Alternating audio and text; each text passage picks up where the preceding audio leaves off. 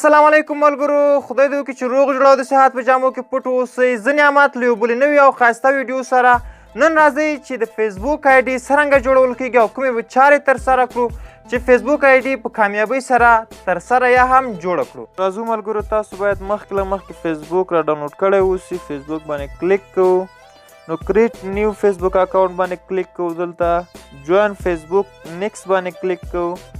نو دلته موږ خپل نوم ورته ورکوو، هغه نوم چې تاسو یادېږئ، او دلته تخلص ورته ورکوو، په هغه تخلص چې تاسو مشهور یاست. همداسې نیکس ورته ورکوو. نیکس یعنې خپل برډې، هغه تولد نیټه به تاسو ورته انتخابوئ. نو دلته راځو، ما خپله د تولد نیټه ورته انتخاب کړه. نیکس باندې کلیک کوو، نو دلته نارینه او ښځینه کې انتخاب کیږي. نو دلته راځو، یعنې نارینه انتخابوو. دلته د موبایل نمبر به ورته ورکوو او نیکس باندې به کلیک کوو. نو دلته به یو پاسورډ ورته ورکوو چې هر پاسورډ یې تاسو زړه وغواړئ همغه پاسورډ ورته ورکولی شئ. نیکس باندې کلیک کوو. کله چې نیکس باندې مو کلیک کوو، ساین اپ کوو. ګوره، موږ ته یې لایک راولېږه چې تاسو اکاونټ په بریالیتوب سره جوړ سو. اوس غواړئ چې پاسورډ مو درسره پاتې شي، پاسورډ یې وهو. نو راځو، اوس اوکې کوو یې.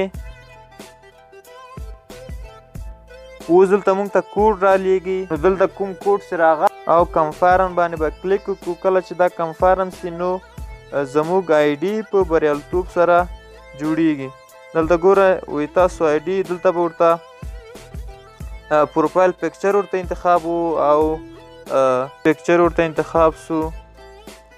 نو نیکس مې کو، او تاسو نه 5 ملګري غواړي. هغه 5 ملګري تاسو ته اتوماتیک راځي چې هغه تاسو پیژنئ او ډېر ورسره نږدې یاستئ. نو زه سکیپ کوم ځکه دا آی ډي ماته نه ده پکار. او سکیپ، بیا سکیپ، یعنې آی ډي زما جوړه سوله ښه په بریالیتوب سره.